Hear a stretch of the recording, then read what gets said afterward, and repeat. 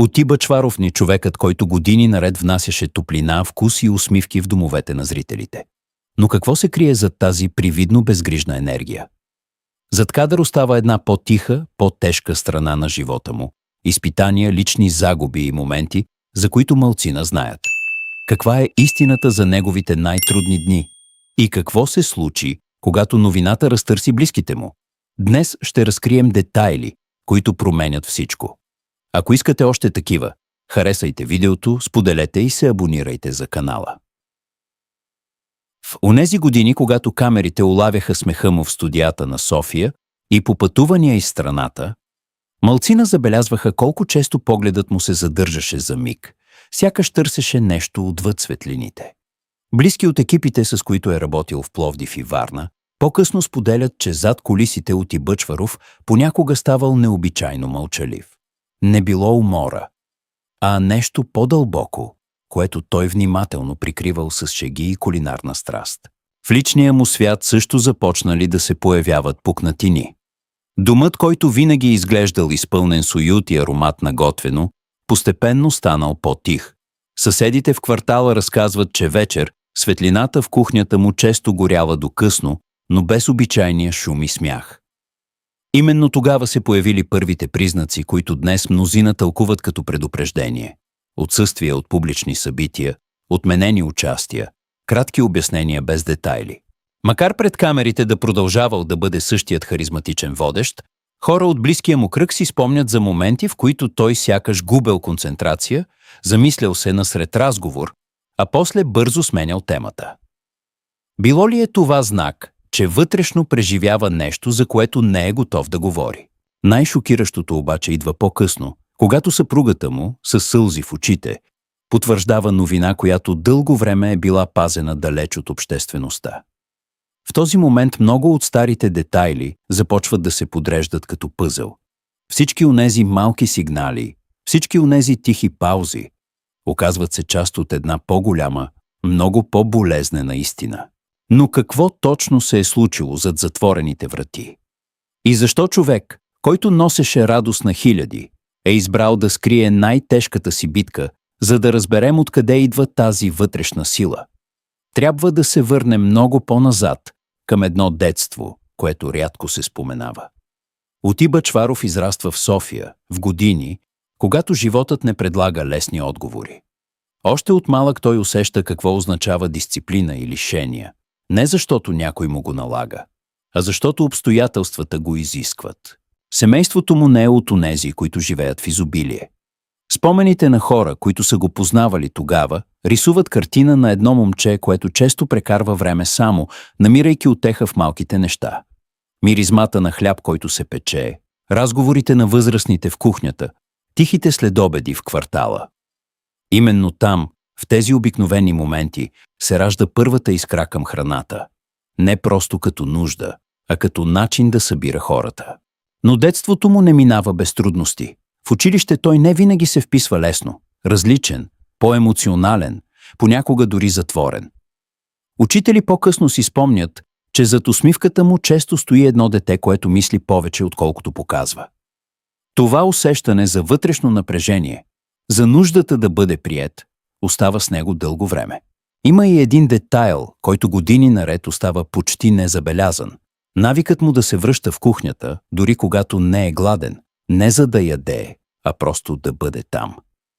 Днес някои виждат в това нещо повече от детска прищявка, може би ранна форма на бягство от напрежението, място, където се е чувствал защитен. Тези ранни години, изпълнени с тишина, търсене и вътрешни битки, сякаш поставят основата на човек, който по-късно ще се научи да крие болката си зад усмивка, но и да я превръща в нещо, което достига до всички останали. Тази нужда от топлина и принадлежност, зародена още в детството, постепенно оформя начина, по който Оти Бъчваров изгражда своя личен свят. В София, сред динамиката на ежедневието и нарастващата му популярност, той винаги се стреми да запази едно нещо непокътнато – семейството. Родителите му играят тиха, но изключително важна роля в живота му. Хора от близкия му кръг разказват, че връзката с тях остава силна дори в периоди, когато работата го отвежда в различни части на страната. От кулинарни фестивали край Пловдив до снимки в малки населени места из Родопите. Майка му с нейното спокойно присъствие често била човекът, към когото се връща за съвет, докато баща му предава усещането за дисциплина и устойчивост. Но с времето се появяват и моменти на дистанция. Не от липса на обич, а от натрупаните ангажименти и вътрешното напрежение, което той рядко споделя открито. Когато създава свое семейство, Ути се опитва да даде онова, което сам е търсил като дете – стабилност, смях, усещане за сигурност. Домът му в София често е описван като място, където винаги има приготвена храна и отворена врата за близки приятели. Но зад тази картина започват да се появяват и по-фини промени. Съпругата му, която дълго време остава далеч от медийното внимание, постепенно започва да поема повече от отговорностите у дома. Според познати, това не било случайно.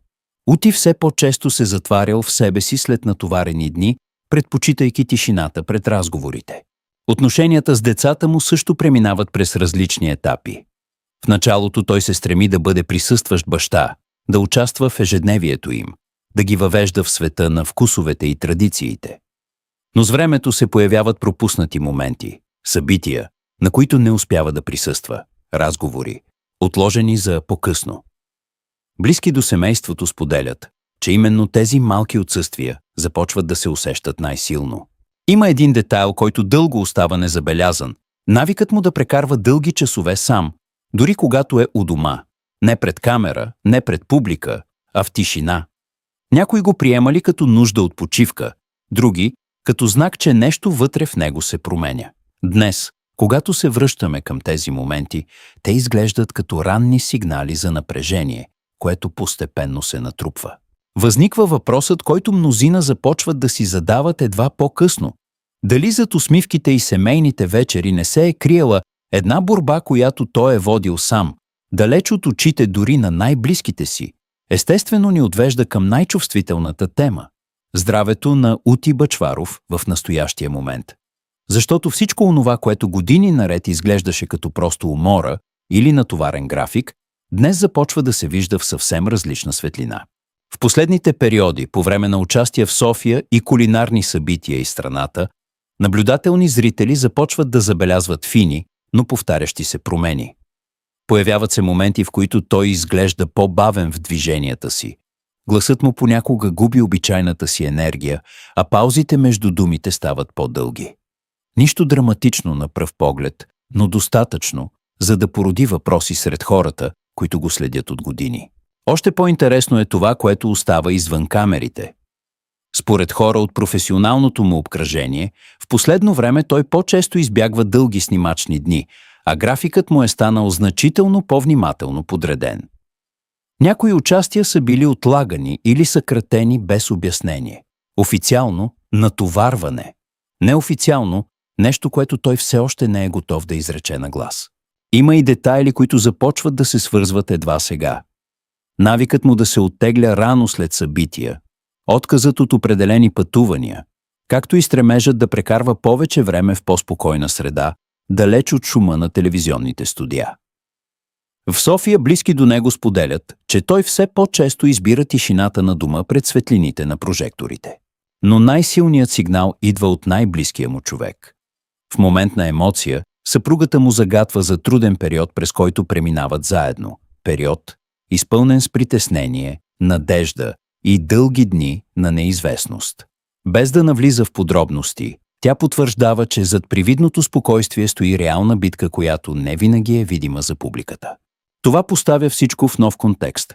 Онези кратки отсъствия, онези промени в поведението, онези тихи моменти вече не изглеждат случайни.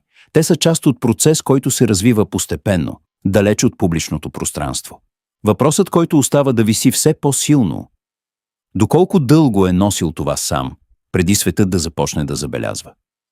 Понякога забравяме, че зад познатото лице от екрана стои човек. С страхове, с болка, с моменти на тишина, които никой не вижда. Ути Бъчваров не е просто име или образ. Той е човек, който години наред е давал емоция, топлина и част от себе си на всички нас.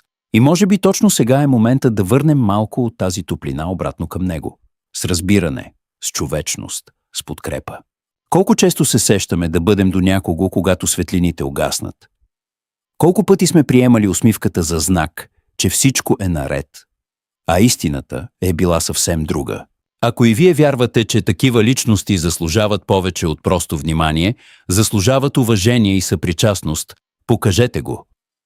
Харесайте това видео, споделете го с хората около вас и се абонирайте за канала. Така помагате тези да достигнат до повече сърца. И ми давате силата да продължавам да създавам още съдържание, което докосва,